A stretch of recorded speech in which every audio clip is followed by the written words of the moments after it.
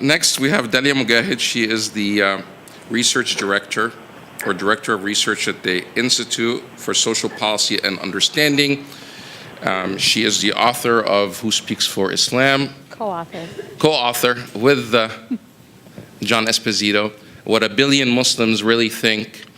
And recently, she was a star at the TED 2016 TED conference, where her video went viral, and it was one of the best videos they had, whatever that category is called, that they picked to highlight.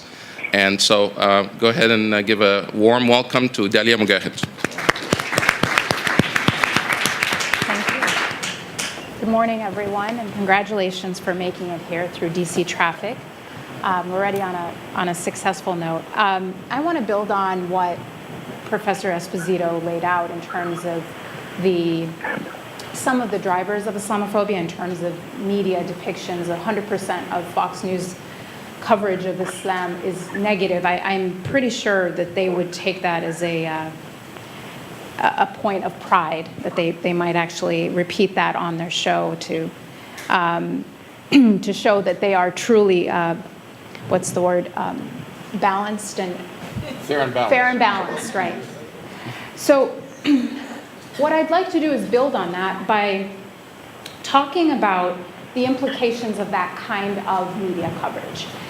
If it's true that Islamophobia is at an all-time high, or at least to the degree that it exists, what does that mean? What does that do to society? How does that impact our democracy?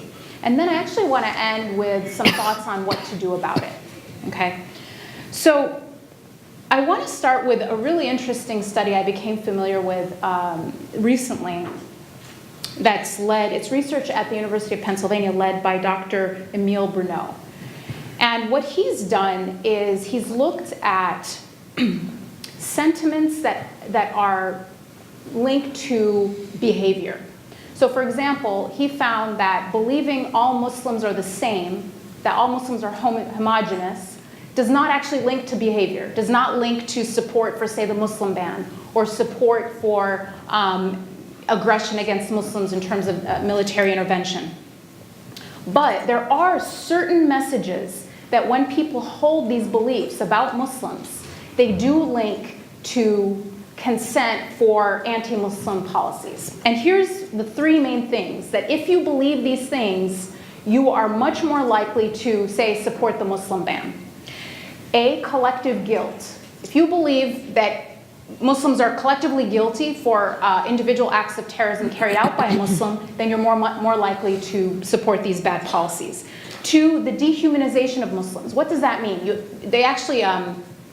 His study actually asks people to indicate on those evolution charts where you start with an ape and end with a human being, and there's a Neanderthal in the middle and kind of goes up, to actually indicate where Muslims lie on this spectrum of human beings, right? I'm not kidding. And when people rate that lower, less evolved, they are much more likely to support these bad policies. And then the third one, which is really interesting, is what he calls meta-aggression, which just means you believe that Muslims collectively hate us. Okay? They collectively hate our freedom. They don't hate us for anything we do. They hate us because we're good looking. And if you believe these three sentiments, you are going to accept and be much more supportive of these bad policies. Now, why I bring this up is because they are incredibly familiar messages. If you think about these three messages, they are literally the talking points of the Bush administration in the run-up to the Iraq War. They hate our freedom. That didn't come out of nowhere. That was very specific and very targeted to a desired outcome. And the idea of Islam hates us, right? They hate us for our freedom. Islam hates us. That comment isn't just, random. The dehumanization of Muslims. Muslims are barbaric, less evolved. That actually comes primarily from the left, people like Bill Maher. So this issue is not right versus left. This is, Islamophobia is the great uniter. It's the thing that you have someone who's on the left and someone who's on the right can actually agree on.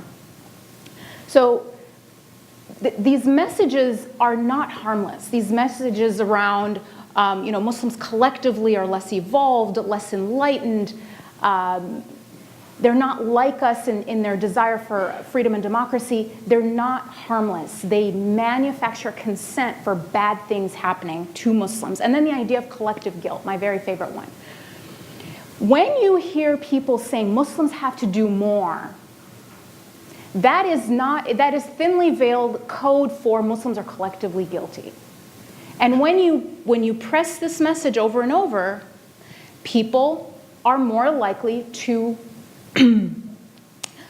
support things like discriminatory policies at airports, surveillance of Muslims, even, and this was really shocking, even the willingness to suppress the Muslim vote, actually taking away Muslim suffrage, American Muslims, the ability for them to vote.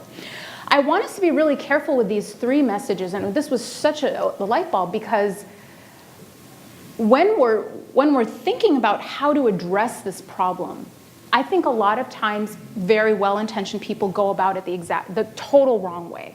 In fact, they play into these messages. They coddle these messages. They reinforce these messages rather than challenging them at their core. And I'm going to explain why that's important in a minute. So, just to support this point a little bit more, I looked at anti-Muslim sentiment, and specifically the link between Islam and violence from 2001 until 2013. And what I was curious about is, when did this sentiment spike? Did this sentiment spike when bad Muslims did bad things, as I would have expected? Or did this sentiment spike around other periods of time?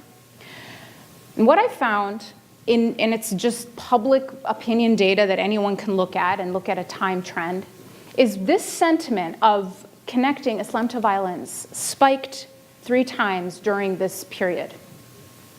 In the run-up to the Iraq War, not after 9/11, but in the run-up to the Iraq War, and during the 2008 and 2012 election cycles. Now, here's when it did not spike: at the Boston bombing. So you have an actual domestic terrorist attack do nothing for this number going up. And among Republicans, an election cycle with no new terrorist attacks, making this number go up by 8 points. And so if you just take that in, that concept of actual bad things happening as less effective, less influential than what politicians tell us to get our votes, it becomes very, very interesting the degree to which Islamophobia is a tool of public manipulation.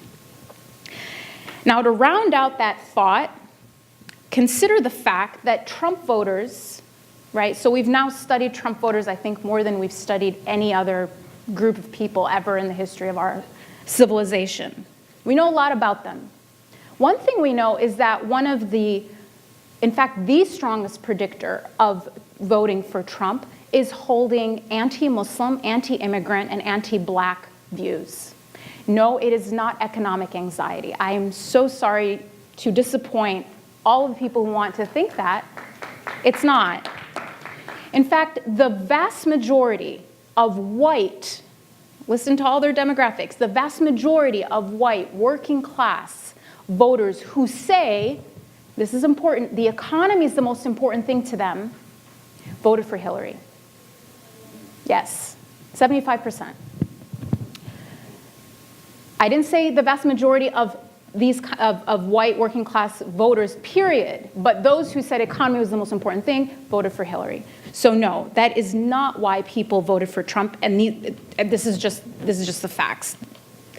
The empirical studies show that the strongest predictors of voting for Trump were these racist views. And so Islamophobia is not something that impacts Muslims. This is like, if there's nothing else you remember from what I'm saying, it is something that impacts every single American. It is a tool of public manipulation. It is eroding our freedom and our democratic principles. So I'm going to end with, what do we do? Because I've been studying, can you correct bigotry? Can you challenge implicit bias or explicit bias?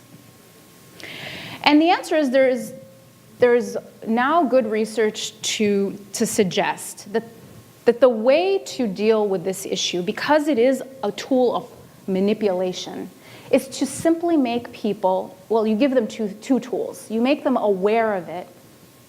So psychological manipulation works best when you're unaware of it. When you just don't know it's happening, you aren't, it is going through the neural pathways that are much more automatic rather than the ones that are active. So if you raise people's awareness about these thought processes, they will become less biased. And in fact, the same study that Dr. Bruno conducted found that if you were simply to call out, now this is so mind-blowing, call out the hypocrisy of expecting Muslims to condemn terrorism but not expecting Christians to condemn, say, the KKK. When people see that this is a double standard, they will actually be much less likely to assign collective guilt. Okay, so that's really interesting. It's not by condemning the terrorism over and over and over and more loudly, it's actually by calling out the need to, that people will stop demanding it. So making it explicit. The second thing is to give people an alternative thought pathway. It's so giving them, if it's a bad habit, give them an alternative habit. So actually teaching people the skill of when you see someone from an other group doing something bad, don't assign it to their race or their gender or their religion. Assign it to their environment. Practice just doing that, right? If you see a woman flustered at the bank, I'm using a very hopefully benign example, don't assume that it's because she's a woman that she's, acting that way. It might be because she's having a bad day, she had to go through traffic, her Uber didn't come, all of these things could be part of the problem.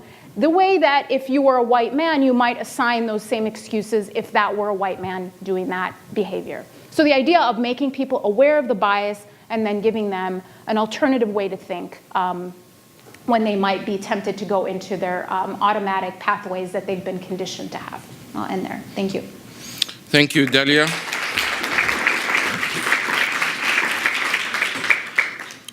What was that scale called, where they were scaling Muslims from? Yeah, the dehumanization. It was just the dehumanization scale. Yeah.